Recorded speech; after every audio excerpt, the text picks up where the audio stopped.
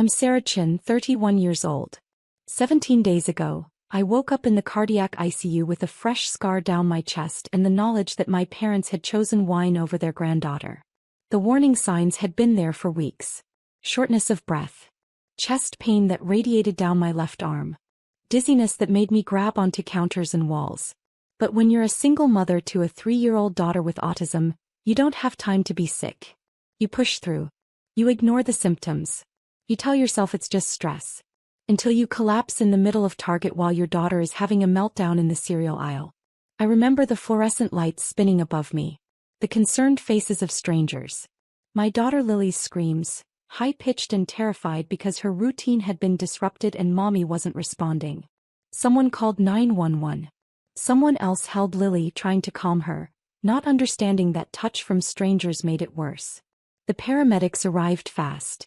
They did an EKG right there on the floor between the Cheerios and the Lucky Charms.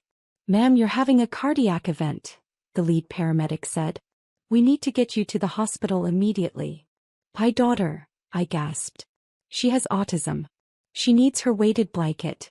Her noise-canceling headphones. She can't handle. We'll bring her with us. Is there someone we can call?" I gave them my parents' number.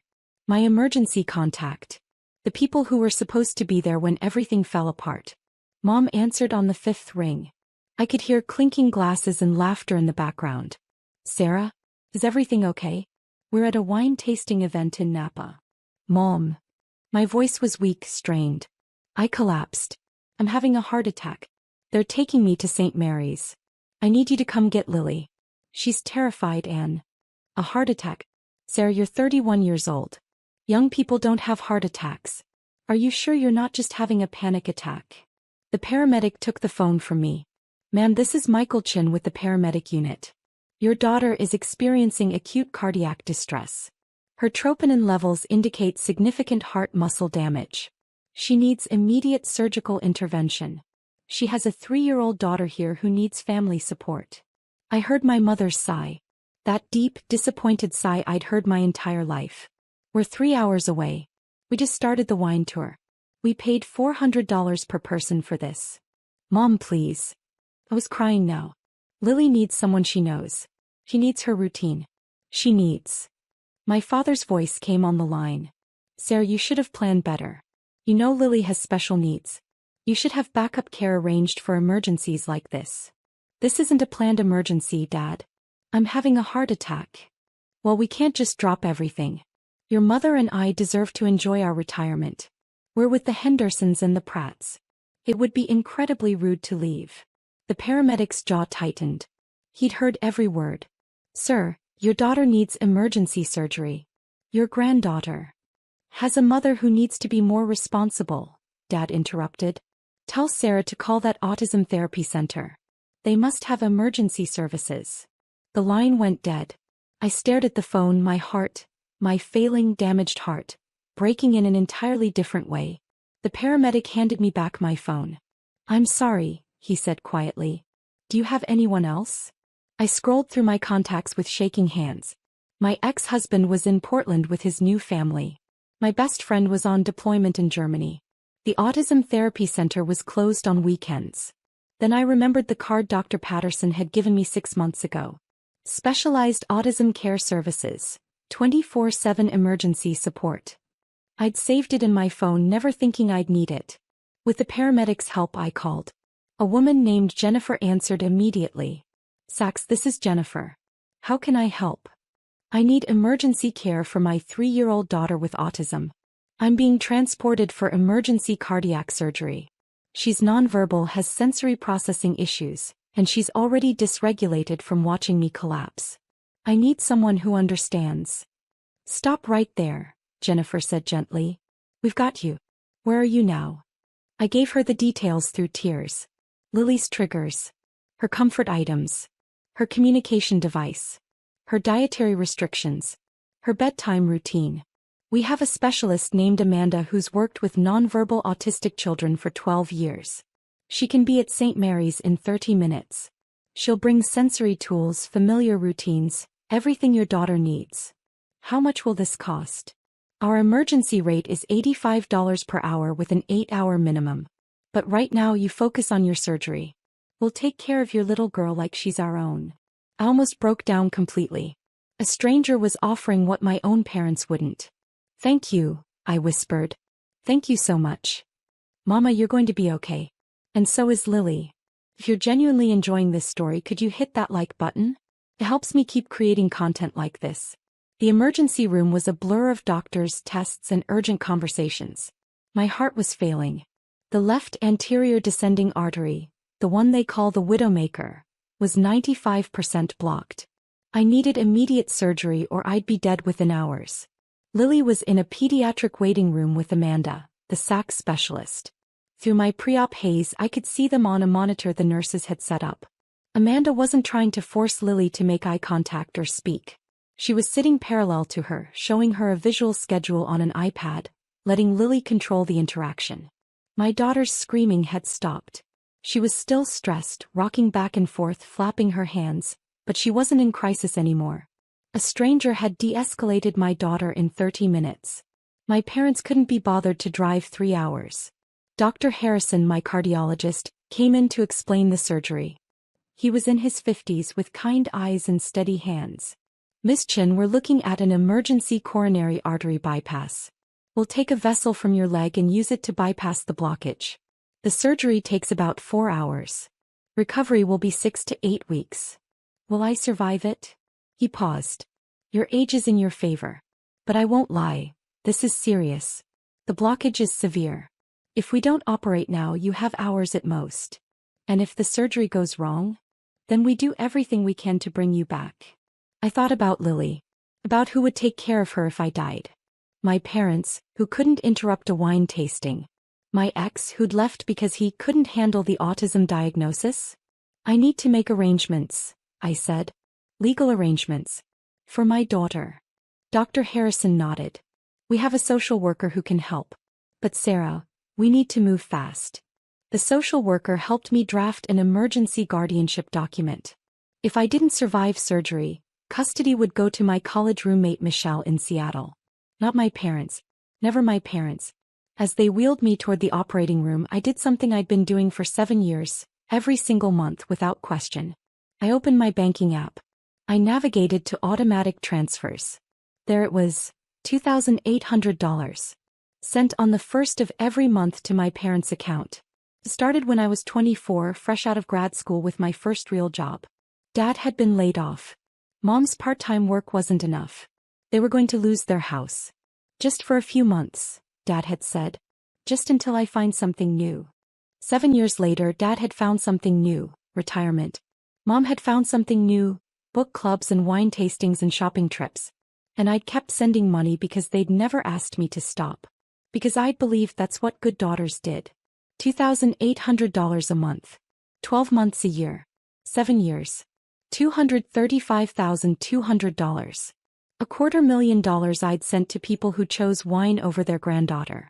I canceled the automatic transfer. Then I set up a new one.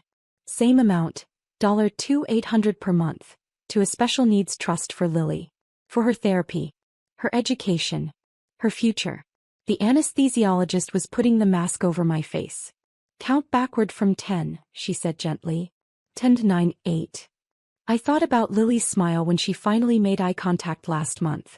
About the way she'd signed I love you in her own modified way just yesterday. 7, 6. I thought about my parents choosing Napa over us. 5, 4. I thought about Amanda, the stranger who showed up. 3. Family is who shows up. 2. Everything went dark. I woke up to the steady beep of monitors and the dull ache of a chest that had been cracked open and sewn back together. My throat was raw from the breathing tube. Every breath felt like broken glass. But I was alive. A nurse was checking my vitals. Welcome back, Sarah. The surgery went perfectly. Dr. Harrison will be in soon to talk to you. Hi, daughter, I croaked. Lily. She's fine. She's in the family area with her care specialist. They've set up a little sensory corner for her. She's doing great. Tears leaked from my eyes. Relief. Gratitude. Love. Dr. Harrison came in an hour later. You did beautifully. The bypass is solid. You'll need cardiac rehabilitation and lifestyle changes, but Sarah, You're going to be fine.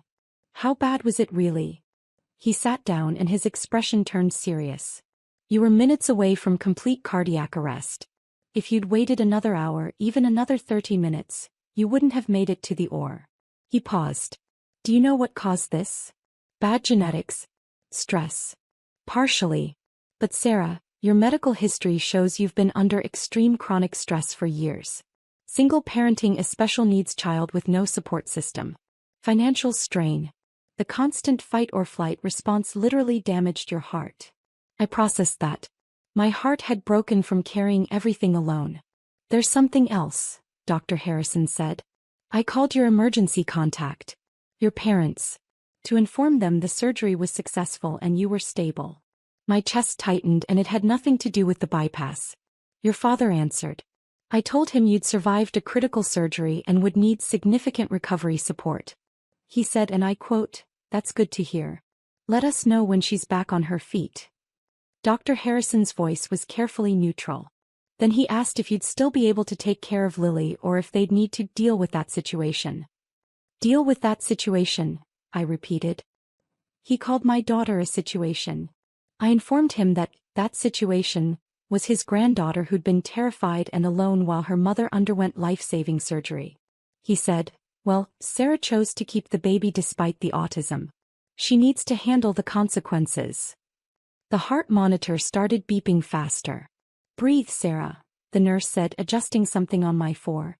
Don't spike your blood pressure. Dr. Harrison leaned forward. I've been a cardiologist for 26 years. I've seen a lot of family dynamics. But I want you to understand something.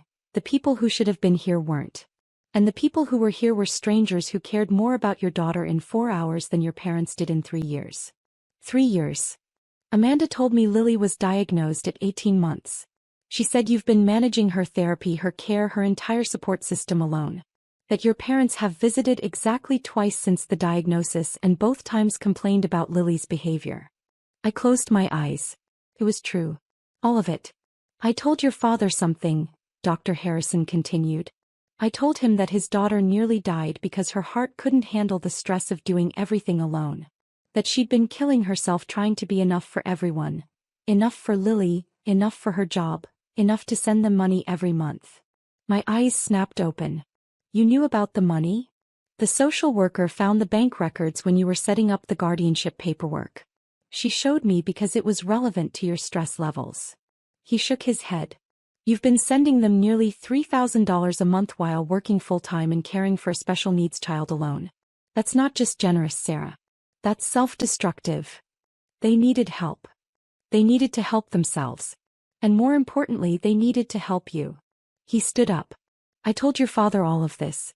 I told him that you'd canceled the payments from your hospital bed and that you'd be redirecting that money to Lily's care. Do you know what he said? I waited. He said, she can't do that. That's our money. The heart monitor beeped faster again. Not, is she okay? Not, what can we do to help? Not, we're coming right away. Dr. Harrison's voice was cold.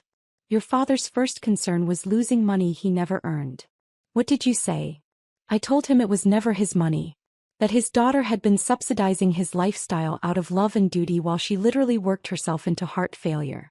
Then I told him that as your physician, I was recommending zero contact with stressors during your recovery. And that based on this conversation he qualified as a significant stressor. You didn't. I absolutely did. Then I hung up on him. I started laughing. It hurt my chest, but I couldn't stop. Your job now is to heal, Dr. Harrison said. Physical healing and emotional healing. You've got a long road ahead. But Sarah, you don't have to walk it alone anymore. Amanda has already connected you with support groups for single parents of autistic children.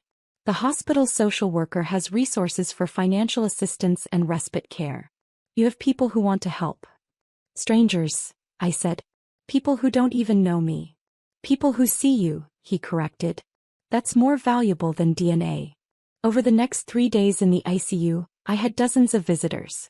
Amanda brought Lily for carefully timed, structured visits. Michelle called from Seattle, already researching how to move her family closer to help. My coworkers set up a meal train. Lily's therapy team sent cards and offered to adjust schedules around my recovery. My parents sent a text, "Glad you're okay. We need to talk about the money situation when you're feeling better." I blocked their number. On day 4, something unexpected happened. My hospital room door opened and an elderly man walked in. Late 70s, wearing a cardigan and wire-rimmed glasses. "Sarah Chin?" he asked. "Yes. I'm Robert Chin. Your grandfather." I stared. My father's father. The man I'd met exactly 3 times in my entire life because Dad had cut contact with him 20 years ago over some family argument I'd never fully understood. "How did you?" I started. "Dr. Harrison called me. He tracked me down through hospital records and told me what happened. What your parents did. What they didn't do." He pulled a chair close to my bed. "I need to tell you something about your father." I waited. 20 years ago your father asked me for money. A lot of money. He'd made some bad investments and was about to lose everything. I gave him $100,000 from my retirement savings to bail him out. Told him it wasn't a loan, it was a gift. No strings attached. I didn't know that. He never thanked me. Never acknowledged it. 6 months later he asked for more. When I said no, that I'd given what I could afford, he accused me of favoritism. Of loving his sister more. Of being a terrible father. Robert's voice was steady but sad. He cut contact completely. Refused to let me meet you. Told everyone I was a toxic person who'd abandoned the family. But you didn't. No. I sent birthday cards every year. They all came back unopened. I set up a college fund for you anyway. Your father found out and threatened legal action if I tried to contact you. So I waited. I figured one day you'd be an adult and could make your own choices. Why didn't you reach out when I turned 18? I did. I sent a letter to your college address. Your father intercepted it. Told you I'd died. My heart monitor started beeping erratically. He what? I'm sorry. I didn't know he'd lied until Dr. Harrison called me. He mentioned you seemed surprised I was alive. I felt like I'd been gutted all over again. My father told me you died when I was 19. We even had a memorial service. I cried for weeks. Robert's eyes filled with tears. I'm so sorry, Sarah. I never stopped trying to reach you. But your father made sure I couldn't. Why? Why would he do that? Because I knew the truth about him. Because I'd seen his patterns. Because I would have told you what he really was. A man who takes and never gives back. He reached into his cardigan pocket and pulled out an envelope. This is for you. The college fund I set up. I couldn't give it to you then, but I can now. Inside was a bank statement. An education fund in my name. Untouched for 13 years. $127,000. I invested the initial $50,000 and it grew, Robert said. It's yours. For Lily's therapy. For your recovery. For whatever you need. I couldn't speak. There's something else, he continued. Dr. Harrison told me about the money you've been sending your parents. About the $235,000 over 7 years. He shook his head. That was my money, Sarah. The $100,000 I gave your father 20 years ago. He never used it to save his house. He invested it poorly, lost half, and has been slowly draining the rest ever since. Your monthly payments weren't helping them survive. They were funding their lifestyle while the original bailout money disappeared. He lied about everything. Yes. And I'm so sorry you inherited his consequences. But Sarah, you're free now. You know the truth. You've cut the financial cord. You can heal. He stood up carefully. I'd like to be in your life. And Lily's. You'll have me. I know I'm a stranger, but you're the first person in my family who chose me, I said. That makes you more than family. That makes you a miracle. He smiled. I brought something for Lily. May I? He pulled out a small weighted lap pad in a soft purple fabric. Lily's favorite color. Amanda told me about her sensory needs. I made this myself. I used to do woodworking and sewing before my arthritis got bad. You made this for her? I've been making things for her for 3 years. Ever since I found out about her diagnosis through alternative channels. He looked sheepish. I may have hired a private investigator to keep tabs on you after your father cut me off. I wanted to make sure you were okay. When I learned about Lily's autism, I started researching. Bernie. Preparing for the day I might be allowed to be her grandfather. I was crying now. Full, heaving sobs that made my chest scream in pain. But I didn't care.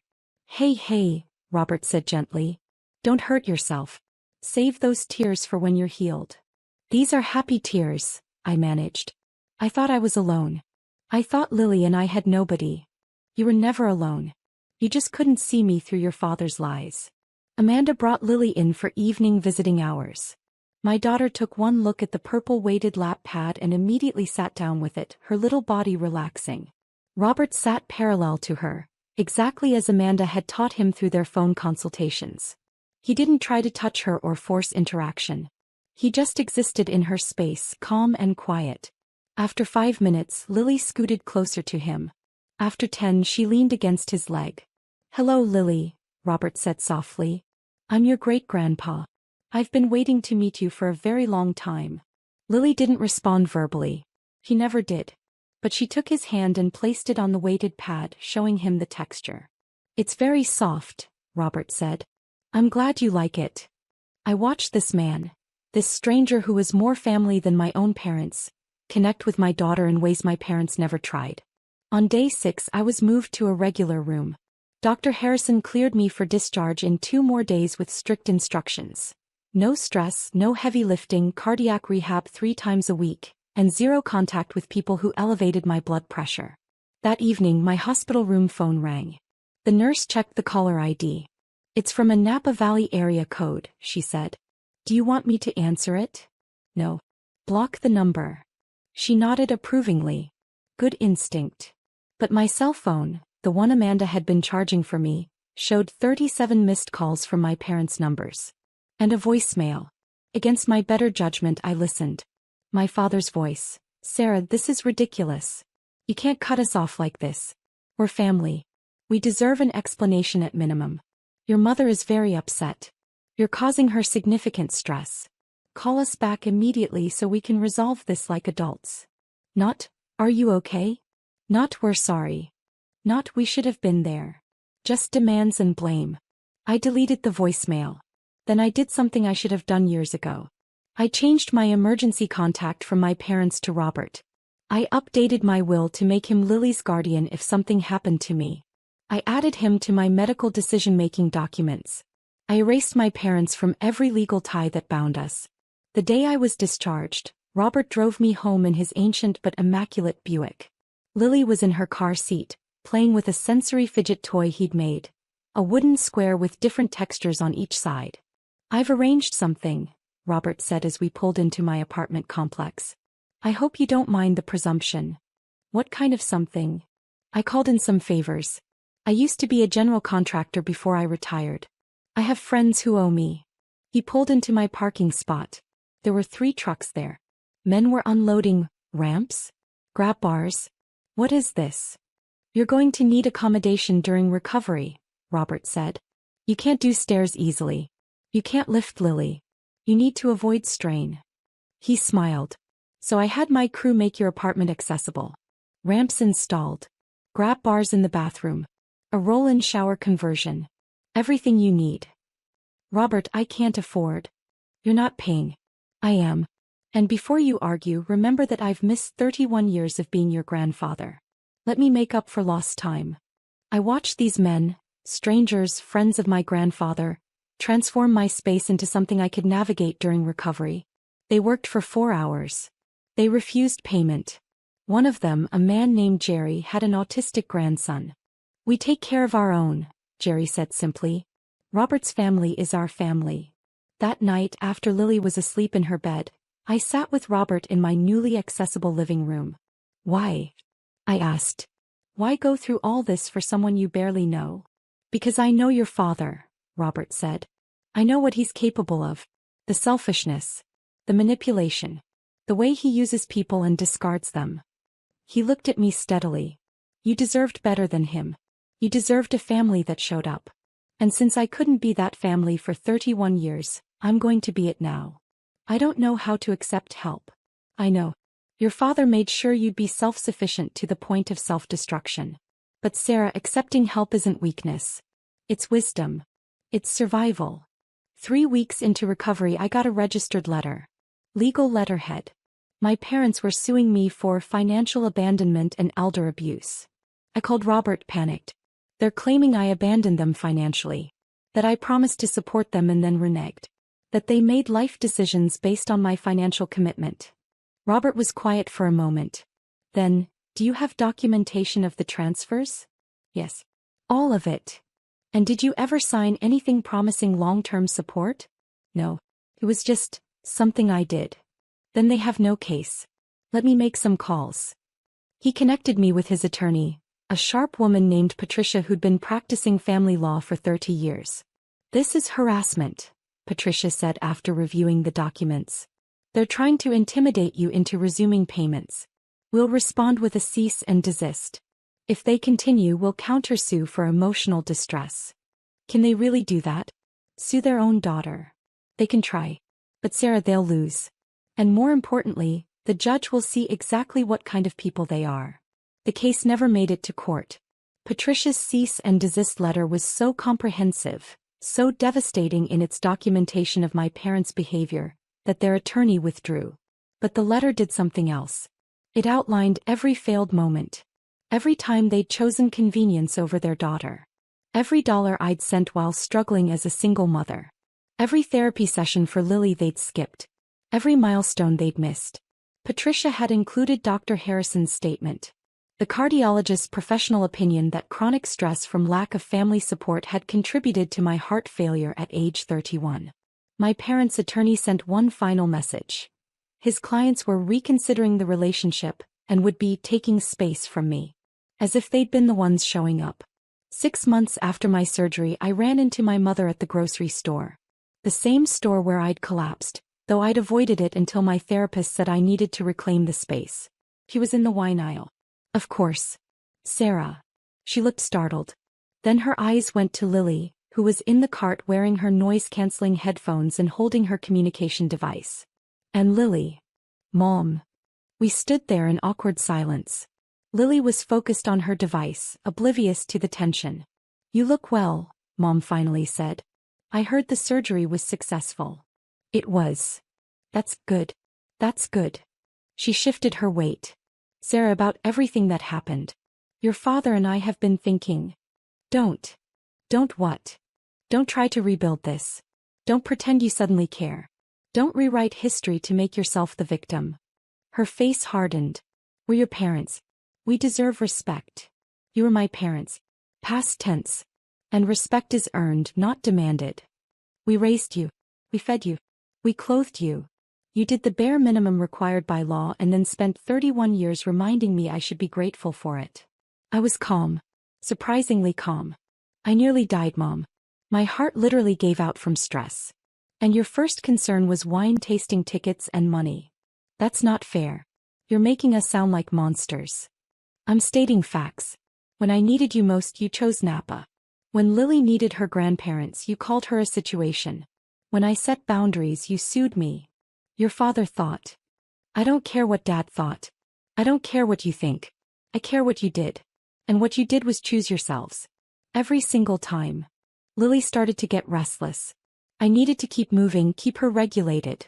I have to go, I said. Lily needs to maintain her routine. Sarah, wait.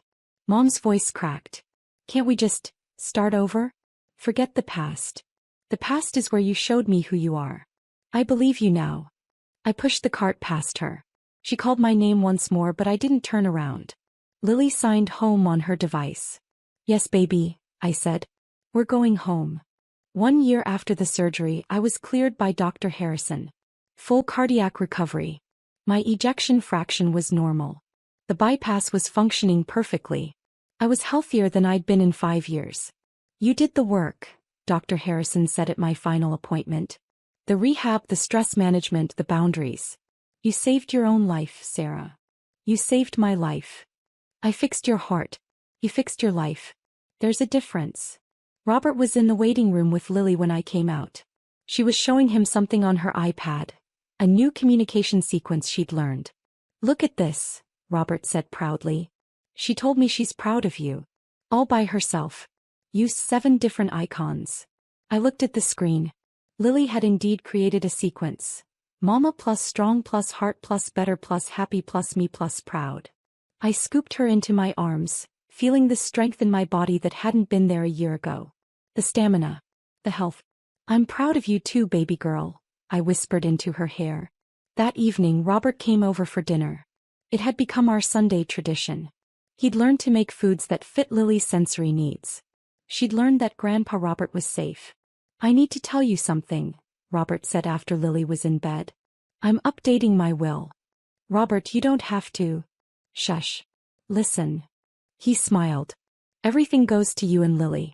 The house in Pasadena. The investments. The savings. All of it. What about Dad? Your other grandchildren? Your father made his choices. He chose money and pride over family. His children don't know I exist, he's made sure of that. But you and Lily, you're my family now. The family I choose. That's a lot of money. It's about $800,000 total. The house alone is worth $600,000. I want it to go to people who will value it. Who will use it to build something good. He paused. I want Lily to have every opportunity. Every therapy. Every chance to be her fullest self. She already has that. Because you give it to her. But imagine what you could do without financial stress. Without working 60-hour weeks. Without choosing between therapy appointments and rent. I started crying. I cried a lot these days, but they were different tears. Healing tears. Grateful tears. I don't know how to thank you, I said. You already have. You let me in. You let me love Lily. You gave me a second chance to be a grandfather. His eyes were wet too. That's worth more than any money I could ever give you. 2 years after the surgery, I got an unexpected email. From Vanessa, my younger sister. The golden child. The one who'd always had Mom and Dad's approval. I know you probably don't want to hear from me. I wouldn't blame you if you deleted this. But I need to tell you something. Mom and Dad asked me to start helping with their bills last year. They said they were having trouble since you abandoned them. I've been sending them $1,500 a month for 14 months. That's $21,000. Last week I found out they went on another wine country vacation. They spent $6,000 in one weekend. When I confronted them, Dad said I owed them for raising me. Mom said I was being selfish for questioning how they spent their money. I finally understand what you tried to tell me. What you lived through. How they used you. I'm stopping the payments. I'm setting boundaries. And I'm sorry I didn't believe you sooner. I'm sorry I sided with them when they sued you. I'm sorry for all of it. I don't expect you to forgive me. I just wanted you to know, you were right about everything. Your sister Vanessa. I read the email 3 times. Part of me felt vindicated. Part of me just felt sad. I wrote back. Vanessa. Thank you for telling me. I hope you find the strength to maintain your boundaries. You deserve better than being an ATM. I'm not ready to rebuild our relationship yet. Maybe someday. But I appreciate your honesty. Take care of yourself. I didn't hear from her again. And that was okay. Lily is 5 now. She's speaking in 3-word phrases. She makes eye contact when she wants to. She has friends from her autism-friendly preschool. She calls Robert Papa. He's the only grandparent she knows. Last week we were at the park. Lily was on the swings, Robert was pushing her gently, and I was watching from a bench, grateful for a body that could breathe deeply and a heart that beat strong. Another mother sat down next to me. Your daughter is beautiful. Does she see her other grandparents often? She has one grandparent, I said, watching Robert and Lily. The one who matters. What about your parents? They chose wine over their granddaughter during a medical emergency.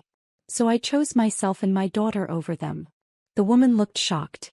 They really did that? They really did. And it taught me the most valuable lesson of my life.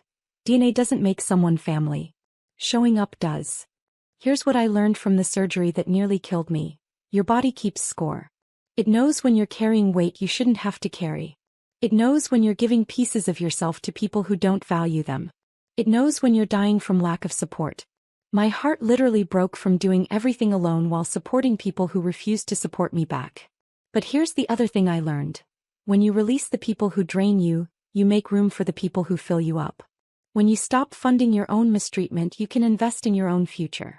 When you accept that some people will never be who you need them to be, you can find the people who already are. I think about that $235,200 sometimes. The money I'll never get back. Money that could have changed Lily's life. Money that could have prevented some of my stress. But I also think about what I gained by cutting them off. Peace. Healing. Robert. A clear understanding of my worth. A family built on choice rather than obligation. That's worth more than any dollar amount. My parents send a card every year on Lily's birthday. I don't open them. They go straight into a box in the garage. Maybe one day Lily will ask about them. Maybe she won't. Either way, she'll know she had a papa who showed up every single Sunday. Who learned about autism for her. Who built her a sensory room in his house. Who loved her exactly as she is. My name is Sarah Chin. I'm 33 years old. I'm a mother, a daughter, and a granddaughter. I had a heart attack at 31 because I was carrying weight that wasn't mine to carry. Because I was funding people who refused to show up. Because I believed I had to earn love that should have been free. 2 years ago, my parents chose wine tasting over their special needs granddaughter. A cardiologist who barely knew me showed them who they really were. A grandfather I'd been told was dead gave me the family I deserved. Me. I'm thriving. My heart is strong. My daughter is flourishing. My grandfather is teaching her to build things with wood and love. Because sometimes the best revenge isn't revenge at all. It's building a beautiful life with people who actually deserve to be in it. It's healing the heart that broke from carrying people who refuse to carry you back. It's choosing yourself and watching everything change. If this story resonated with you, drop a comment below and let me know where you're listening from. And if you've walked away from toxic family members, you're not alone. We're all out here building better families one boundary at a time.